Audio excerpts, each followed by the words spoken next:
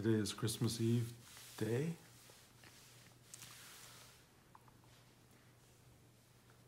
And of course, this period is framed in stories, biblical and otherwise. And it's a very potent period. I suspect everybody is already experiencing it in their own particular way. It brings up everything, as you all probably are realizing, connection and disconnection, having and not having, loving and being loved and not being loved. All of these issues all come into play at this time of year for people, family, no family, what was, what will, what should have been, what could have been. And I think really, other than the Christ story, which is of course the core of all of this, the other story that really speaks to this moment, and I think more brilliantly than almost anything, is A Christmas Carol. And the ghosts of a Christmas past, Christmas present, Christmas future, which all have lessons to teach, obviously. They all brought back to me this month by my granddaughter Talia, now almost 7 years old, appearing in A Christmas Carol and choosing the part she wanted, which was to be the narrator, which her father reminded me he was in the play as well. He wanted to be the narrator. They didn't want to be the central character. They didn't want to be peripheral characters. They wanted to be that which was telling the story. And I really get that because I suspect that's where I would have been, although I would have been torn between that and Scrooge probably. But I think it's a really fascinating moment for me because having my family together at the holidays is always so powerful.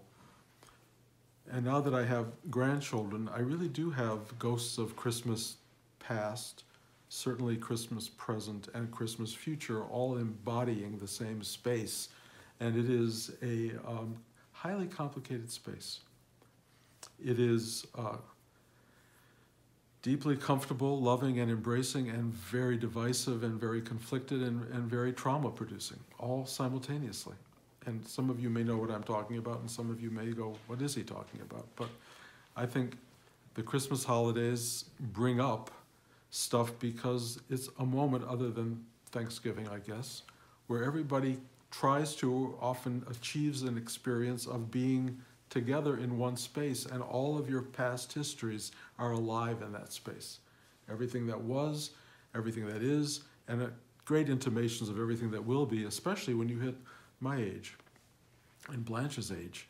You know, we both turned 75 next year, 3/4 of a century, 75 trips around the sun. You learn lessons, you see stuff, and you also get a very strong sense that this thing has very limited duration and is, in a sense, winding down, maybe coming to an end. And all of it's in play when you're together in one room. It's all there. Ghosts of Christmas past start flooding in. My little children, who are now grown men, my 2 boys, Josh and Ari, are adults.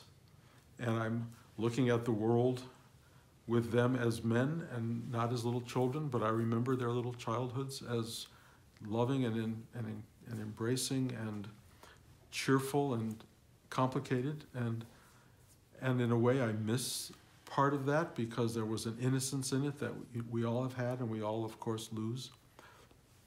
And Christmas present is filled with, you know, grandchildren, and in a house that's now almost 35 years old for us. We've been here longer than we've ever been anywhere, so if you want to feel spirits lingering around, this is a place to come for us. I mean, they're all here.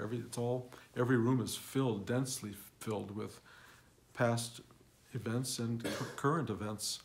And future is a profound unknown, profound.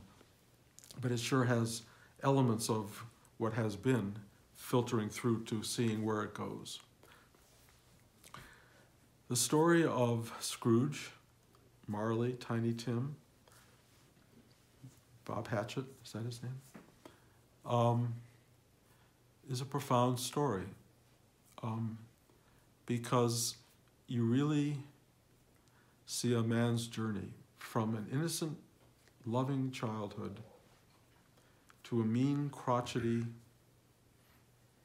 almost old man, to his grave, where he is going to be going and following in his business partner Marley's journey into ghostly misery, carrying around these amazing chains that are all fastened around him, carrying around the burdens of everything you didn't take care of, all the things you did wrong in your past life. You don't get free of it if you haven't freed yourself of it when you had the opportunity. So being burdened by your being, by your past, by your choices, is really the lesson that Marley brings. And he's not even a ghost of Christmas past, present, or future. He just simply is the announcer of the fact that there is another realm here that we all enter, and we enter it with his burden. I've talked about this before, and I think it's really interesting. Marley carries these endless chains around him, and he's very, very enslaved by these old burdens. But in one film I saw, I don't remember which one it was very clear to me that these chains were not wrapped around him. He was holding them. He was carrying them. At any moment in time, he could have let go. But the patterning in him was so powerful that he felt he could not ever not be burdened by who he had been, and in a sense, who he was. We're all, in a sense, in the same place. We're all carrying our burdens and our chains. Mostly they're mental on some level. They ultimately start to work their way into the physical, so a lot of our years of stress and burdens have become tensions and arthritis and all these other things that sort of bow us down to the weight and tension of gravity and earthly experience. But we are carrying our own chains, and I really wish that Dickens had let Marley know that, but then we wouldn't have had a story. So better that we see that burden that's so self-inflicted. And then Scrooge starts to see where he came from, burdens that were gathered to him, loves that were lost, angers that started to happen, dreams that didn't get fulfilled, dreams that did, the lack of kindness that he started to exhibit to people because he was not treated kindly himself. His sadness, his depression, which started to reflect itself out to everybody else, and so his burden became other people's burdens, which is the way it works in this world. Of course, the lesson we will finally learn from that movie, and the lesson he learns, and the lesson that is essential, is that our burdens, our negativity, and our darkness radiates outward, but so does our love, our goodness, and our kindness and compassion. So when he's given an opportunity to look at the world from outside his own limited negative perspective, when the ghosts of Christmas present take him into the world of Bob Hatchett and his family and Tiny Tim and the suffering that goes on around him that he has been totally oblivious to, totally oblivious. He understands for the first time in a vision outside of his myopic sensibility that there's other being in the world and that there are people who suffer in some ways because of him. Something he would never have known if this ghost of the present tense hadn't expanded his awareness and his alignment to see the world from a bigger place. And he was guilty. And he knew he was guilty, and he feels the guilt.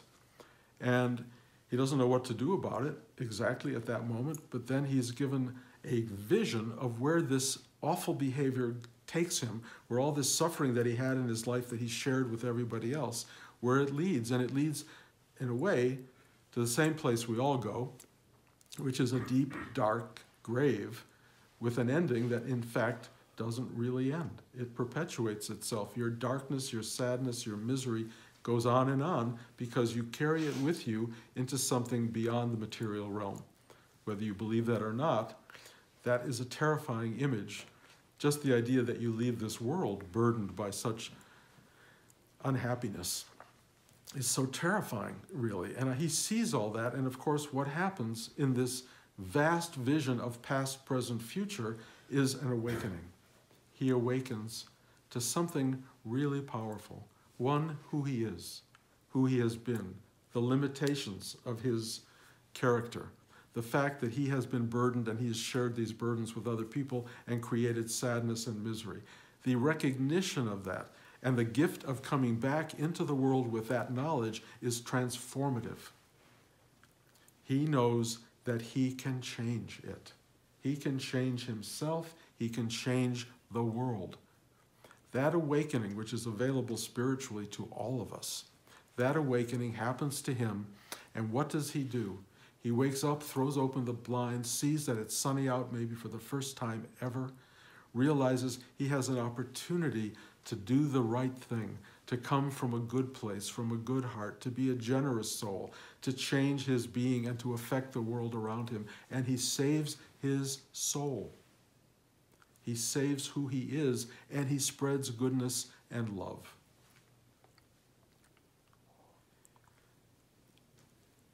I will bet the day after Christmas, he goes back to the office and he still wants to keep the lights down and the heat off. And he has to go through a conscious choice every time going, turn it up a little bit. Be a little warmer, be a little sweeter, be a little nicer. Let him come in an hour late. Let Bob Cratchit have some time with his family. I think he probably goes through this and still has to fight it, but he knows because he awoke. He knows that this is the right thing to do. Rightness and goodness have started to infiltrate his daily life after his awakening, and now he performs differently. He lives differently. Do his old patterns still exert a hold on him? Absolutely. But he knows better. He knows better, and he changes the dynamic. He changes the equation. And he ends up, one assumes, a happy soul or a relieved soul or a less burdened soul, and he will leave the world as somebody far greater than the man who came in and was conflicted by and entrapped by all of these human experiences and ultimately unwove them, saw the reality of it, saw beyond his own inner limited nature, and became awake, enlightened, if you will, and a good man.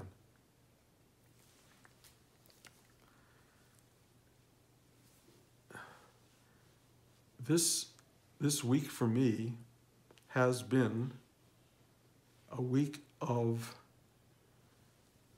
having the ghost of Christmas past, present, and future all present simultaneously, dynamically, actively in my psyche, swirling around with such force and complexity, dynamism, and exhausting overdrive in a way that I haven't hardly been able to function this last week. It has been so powerful, so many energies coming from so many places, seeing myself not through the eyes of this blue sky, but through the vastness of the reality of life around me, which of course incorporates the entirety of the world as we know it, as best we see it and feel it through our news accounts, through other people's talks, through everything, everyone we know. All of that stuff comes in, and the factors that start to reduce, modify, and make it possible to get through a day have all been blown apart. So I don't have any filters. I'm looking at my grandchildren who are oblivious to the reality of the world. All they're thinking is Santa Claus, gifts, toys, happiness. They just had Hanukkah, so God knows they are the most spoiled children in the world. They're getting everything imaginable, and to them it's what's their due, and it's how it works, and they're having the most wonderful ride, and they do not see the tensions, they don't see the drama. They have their own tensions and drama, but they don't see the world. And I realized that for so many years, most of us live with a variation of that innocence. We all live in a certain state of not seeing, not knowing, seeing the world through our eyes or Scrooge's eyes, and not knowing the unhappiness we cause, the unhappiness that we have in ourselves. We don't see the dramas around us. We keep it fairly focused, and if we even begin to sense the turmoil that really resides in every human being, it's overwhelming. It's overwhelming. You know, Christmas cheer is like, there's a reason people drink like mad on Christmas, because they can't handle the holiday. They can't handle the cheer. They can't handle the ghosts of Christmas past, present, and future. It's too much.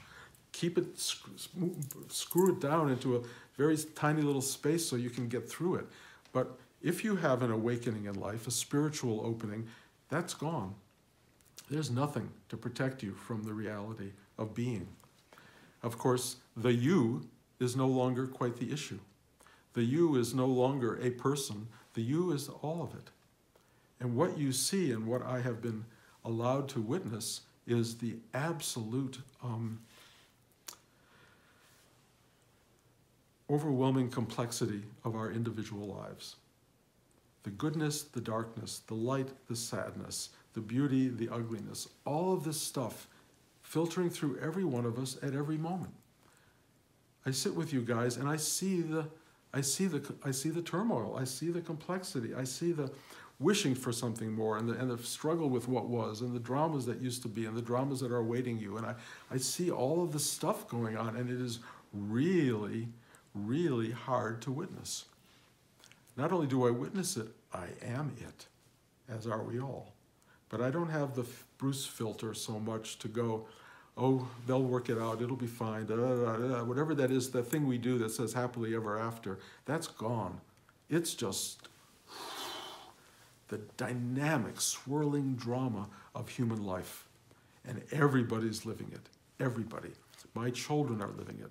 My grandchildren, God bless them, little tiny beings are already living it. My parents, long gone, have lived it, and for all I know are still swirling in the environment. They're still swirling within me. And I feel so much of the reality of human life and the hardness, the difficulty, the unknowability of our existence. And all of that locks in at Christmas. It just locks in. We're all living under the same roof. You know, we're all together in it. You guys are sitting here in the class, but trust me, your energies are so full of movement.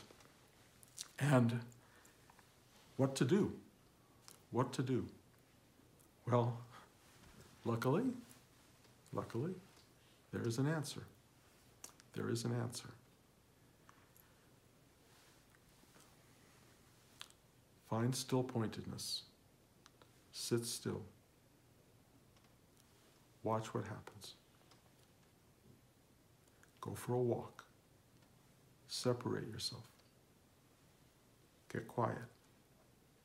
And you will start to feel all of this stuff working its way inward to a place where you go, ah.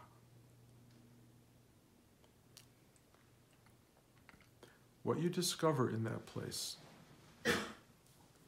is something I'm going to refer to as goodness, kindness, thoughtfulness, caring, compassion. And you will start to find that space if you stop with the stress and the anxiety and the worry and the am I good enough, am I not good enough, did I give them the right gift, did I not give them the right gift, do they love me, do they not love me? Shh. Sit still. Find that moment. Be in your heart, and you will feel it doesn't matter.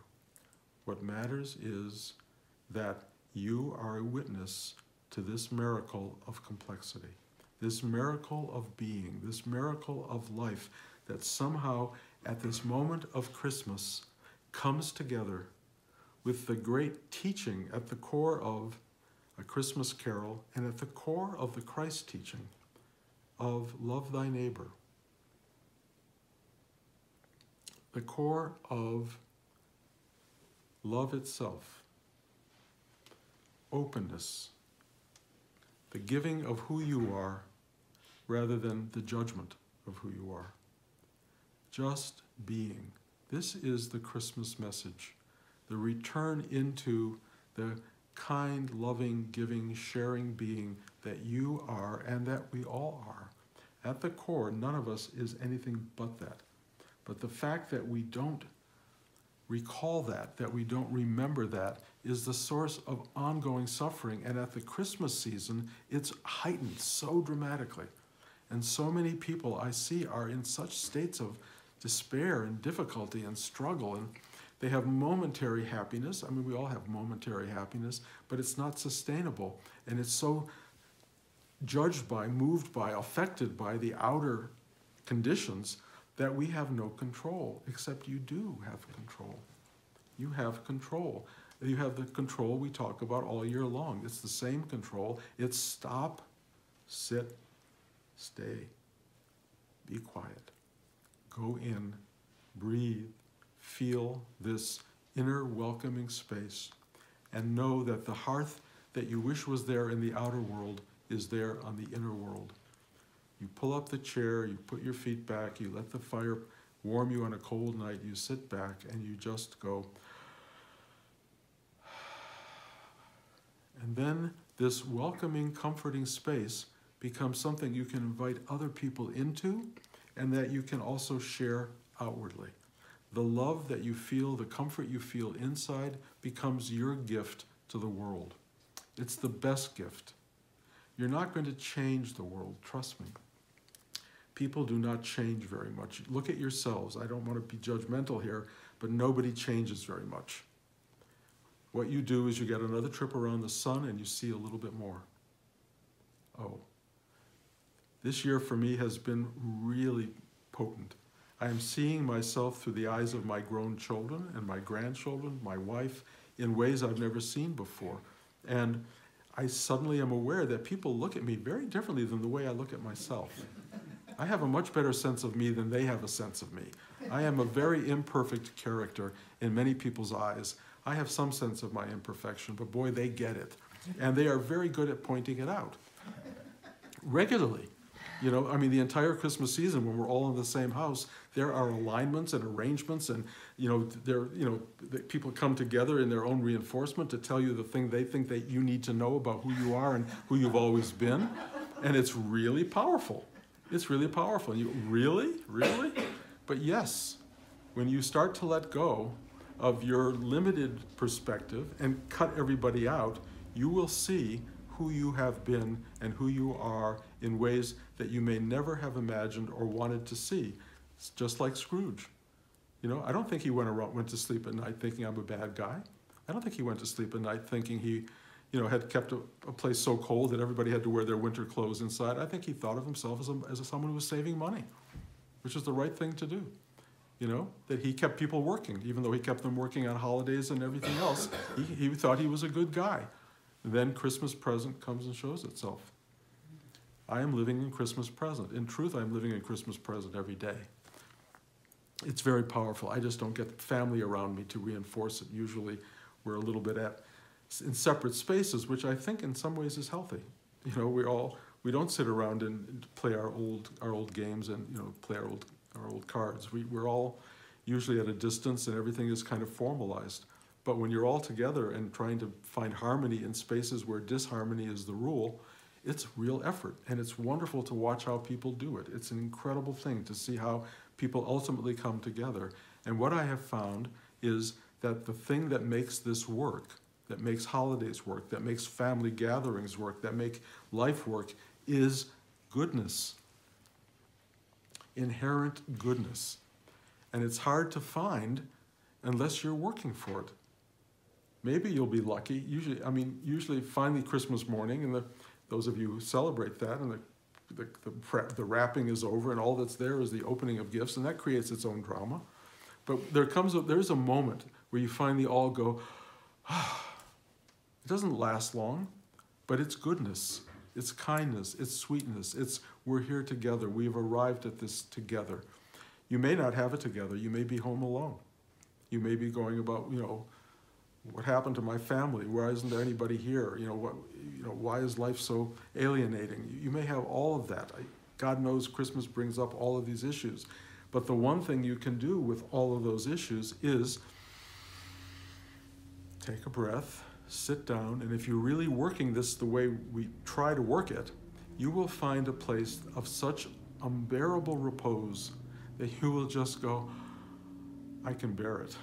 I can bear this joy. I can bear this love. I can bear this simplicity. I can bear this stillness. It may not have all of the outside accoutrement that I am so accustomed to or so want, but it has something so still pointed and so allowing and so absorbing and so comforting. That's That's what you want in life. The holidays, you need it. Every other day, maybe less so, but ultimately, enough times around the sun, and you will discover as you get older, and everything is starting to get taken away, broken down, dissolved, as all that starts to go on, and I know most of you aren't there yet, but as it starts to happen, you really need it. You need to find this inner space. You need to be able to say goodbye to stuff. You need to let go of stuff. You need to change who you have been and who you've known yourself as. You need to see yourself in the bigger scheme of things. You need to forgive and allow and embrace the totality of what you are. You need that. It's not a want, you need. The great thing about a lifelong spiritual practice is you develop a muscle that can really pull it off. You can really get to the end of your life and go, good as I could have done it. It's never going to be perfect, trust me, never going to be perfect. It can't be perfect because we are not perfect, except that it is in its own way exactly as it must be. But the moment you go yes to that, the chains fall off. Marley's chains fall away, and you go, I could not have done other than I did. Even if I thought I could, even if I might have done, even those regrets that result from not having done at any given moment, you could not have done. You can only live the life you've lived. You can blame yourself forever for the stuff you didn't do, but that's just another chain to carry around.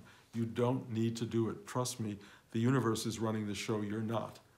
And when you start to open your heart, let go of you as the center of the universe, stop seeing everything through your eyes and letting yourself see the universe through everybody's eyes, you will get a whole different impression of what the world is. And not that you're exactly blameless, because blame is there, but it doesn't matter. You just go, oh well, oh well. Even this, I could not have done it otherwise. And you forgive yourself, the burden falls away, you become lighter, you become uplifted, you become enlightened, you wake up to yourself, and life becomes something that it has always been, but that you've seen only through the most tiny little peephole. Now you get to see it as it is. It's a big vision, guys. It's bigger than you can imagine, and you may not even want to see it. But in the end, it's truth. It's totality. It's the absolute. It's what we are. It's what you are. It's a collective. It's not individual. It's uniquely ours together. This is a universe we inhabit, we reinforce. It is everything, and we either say yes to it or no to it, and that's kind of the end. Your choice. Say no, you will carry the weights of Marley's unhappiness. Say yes, and you will feel Scrooge on Christmas morning. You will be awake to the possibilities of life, to the opportunity to bring goodness into the world instead of sorrow and suffering. The reality of what you have been is only a teaching to what you can be. This is an opportunity to turn the world around by turning yourself around. This is what we have. This is who we are. Christmas is the reminder of that. So I wish you all a very Merry Christmas, and I hope that this lesson breaks through in some way, because it'll help you get through the week, at least through the rest of today. And, you know, that can help. And you know, and I hope Christmas Day is a good one for you, whether it's Chinese food or turkey or ham or you know, or a hot dog, whatever it may be. Embrace it and love it and be grateful for it. And gratitude is at the core, and goodness is at the core, and love is at the core, and compassion and kindness are at the core. Go to the core and have a great Christmas. Any questions? Could you please talk a little bit about the kind of the process of softening and just allowing things to fall away? I've been finding that I'm more aware of this stuff, more and more layers that need to be touched. It almost feels like they have to be touched gently so they can fall away. Here's the problem. Wanting them to fall away is the issue. Why do you want them to fall away? Because you're burdened by them in some way. You want them to fall away because you'll be lighter on your feet. You'll feel happier. Life will be easier if these attachments fall away. But they don't always fall away, and the person who wants them to fall away reinforces his being by wanting them to fall away. Your suffering becomes greater because why doesn't this leave me already? Get rid of this stuff. And you walk around in a state of misery because you aren't feeling as happy and light as you would like to be. So the key word is acceptance. Accept the stuff that doesn't fall away. Just go, okay, even this, that's it. And then it's different. It's just different. You can breathe with it. This is what it is. This is who I am. There is basic stuff that's not going to fall away. I look at my children, and I go, oh, I wish they could be different. I wish they saw me different. I wish all this stuff. It's not going to happen. Not in this lifetime. I'm not going to witness it. So I have to go, okay, this is how it is. Okay. And it makes it much lighter. It makes it much sweeter. Life is much happier when you go yes to it instead of it should be other. The idea that it should be other is at the core of suffering. It's not other, it is what it is. And what it is divinely orchestrated, if you want to put it that way. It's there for reasons. And once you say yes to it and realize that it's not all love and sweetness and joy, a lot of it is dark and conflicted and difficult, but that's part of the totality. Totality is not a release from the dark and the difficult, it's an embrace of it. It's the whole at one time. And that's really what we live. It's just our mind is segregating it and pushing some here and some there and get rid of that and get rid of that. That's the spiritual journey for most people. The true spiritual journey is, boop, done. I just accept it. This is what it is. Done. I mean, it's not done, because the next day 12 things are going to come up that you have to look at and go, oh my God, this too. And you just go, okay, this too. Even this, even this. It's a great Hindu teaching, even this. And when you get to that, you just breathe through it, and stuff comes. There's no release from the dynamic of infinite being, infinite time, space, reality. There's no release. The release is not being separate from it and fighting it. The release is being one with it as best you can, and often that's edgy, uncomfortable, and problematic. But once you go, okay, it's edgy, difficult, and problematic, so be it. That's all you can do. That's really a kind of spiritual enlightenment. Because if you think you can live in a cave and free yourself of everything, this is fine until the cave falls down around you. There's a landslide. Then what? Oh, then it's terror. You can't live away from the reality of the world and think you've resolved issues. You have to live with the world and be at peace with the world, meaning that you are at one with it. Not that you're saying, oh, I love some of the horror show that's happening around me, because a lot of it is like incomprehensibly ugly and bad, terrible. But what can you do in the face of all that other than find your goodness and share that with the small group of people around you who might be able to imbibe it, and let them, from that goodness, maybe reach out a little further with some goodness with other people, and maybe we discover that there are communities of good people around us, which I think we do discover, that people at the core, many of them, are truly good. And those who are truly bad, simply, they got bad messaging early on. Bad parenting, bad tensions, whatever that may be, you kind of know from every good movie you've ever seen about redemption that bad people can change. And they change, and we celebrate that change because we know deep inside every bad person, there is a kind of a good person who wants to be good, but who everything in life has thrown a wrench at and said, no, you're not worthy. You can't have it. You're a bad person. You were born poor. You don't have a right to any of this stuff. Every good Hollywood story about people who feel that way, who turn it around, that's the universe celebrating the journey. Scrooge discovering even he can be kind. Even he can give away a turkey to a family that people who work for him on Christmas morning. That's a really beautiful thing. And that's the primary story of the human journey. That's what we're all working for. And it all comes out of a deep level of reaching inward, finding yourself and being comforted by that, and realizing you can share that comfort. You can share that goodness with others. And that's what one does. That's what it wants to do. It wants to be expressed. It doesn't want to just be for you.